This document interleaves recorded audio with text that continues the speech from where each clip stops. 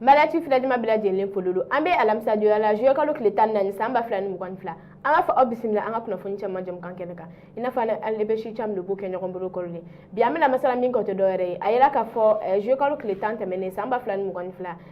ivoirien militaire binani ani kononton ulu konin tuminala anga fintigla ko fe nga abora ayela ka fo tukunu ko anga fintigla ko no le pour la kawi ulu konin ka la socialité mimbe no ulu ye communiquer do bokuinga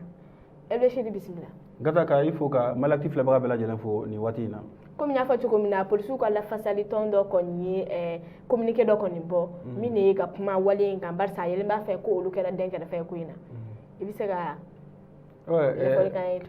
gata ka il faut ko sobe ina fa ya fo tuko mina police ka la facilité farle ñogon kan ka ke jekulu belele ba ya memi wole ko synergie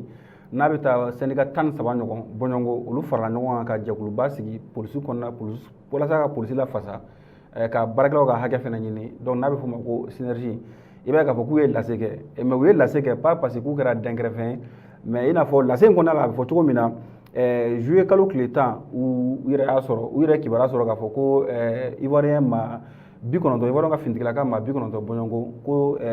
olu wele bilal'olu ma aéroport international Modibo Keita la u n'u ka kɛlɛkɛminɛnw donc i b'a ye k'a fɔ ko o baara in kɔnɔna la i b'a ye k'a fɔ ko polisiw jɔyɔrɔ bonyana la kosɛbɛ parce que o ye tɛ balinako ye parce que n'i yɛrɛ y'a mɛn ko aéroport ni frontière ninnu fɛn généralement a reposelen bɛ polisiw ka baara de kan kosɛbɛ polisiw jɔyɔrɔ ka bon a baara nin na kosɛbɛ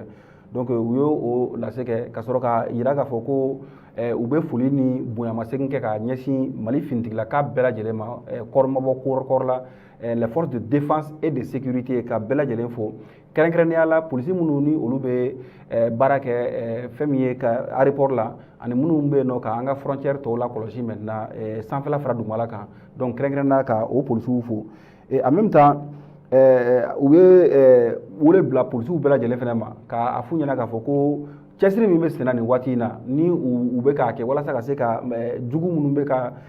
Mali ka gɛlɛya sinsin Mali kɔnɔna la cogo olu bɛ se ka gɛn ka bɔ an ka jamana kɔnɔna la ne minnu ma gɛn olu ka se ka minɛ en tout cas ka se ka dankari kɛ wale jugu la an ka jamana kɔnɔna la ka se ka dankari ko la u ye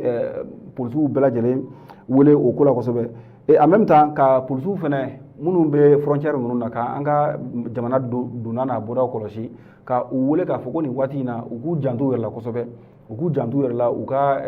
kɔlɔsili kɛ kosɛbɛ u ka jateminɛ kɛ kosɛbɛ pour que u ka baara bɛ se ka ɲɛ u bolo cogo min na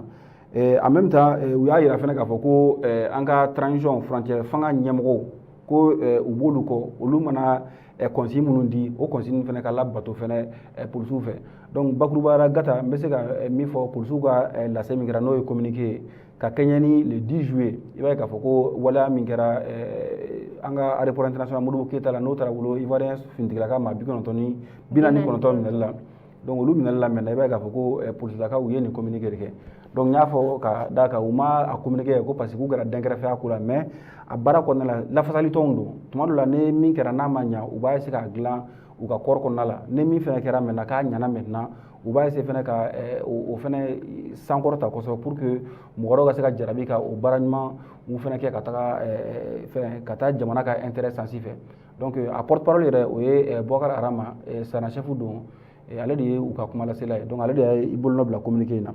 donc gata ni ne tun ye lase n bɛ fɛ ka min kɛ polisiw ka communiqué kan e yɛrɛ ye faamuya jumɛn de sɔrɔ la en dehors du communiqué bon ne kɔni ye faamuya min sɔrɔ o de ye k'a fɔ ko an bɛ nin waati min na i ko bi finitigilakaw tiɲɛ k'a fɔ u kɛlen don ka consensus sɔrɔ kosɛbɛ jamana in lakanali la u ka mission yɛrɛ la parce que k'a kɛ minnu bɛ kɛlɛkɛyɔrɔ la o k'a kɛ minnu bɛ duguba kɔnɔnaw fɛnɛ la kɔlɔsili la o donc bɛɛ bɛ k'i tinsin sisan pour que u bilala mission min na u ka se ka o kɛ ka ɲɛ cogo min na donc polisiw ka nin cas c'est un cas exemple min don exemple ɲumanba de don min kɛra aéroport la parce que n'eût été la vigilance de l'agent le professionnalisme des éléments de l'aéroport i b'a ye k'a fɔ ko ninnu tun bɛ na ten ka bɔ ten cogo la bon ninnu kɔfɛ fɛnɛ caman fɛnɛ tun bɛ se ka na ten tɔ ka bɔ ten cogo la donc nin ko min kɛlen filɛ sa je pense que hali ni mɔgɔ ma fɛn fɛn mɔgɔ tuguni dɔ bɛna fara vigilance kan ka taa fɛ parce que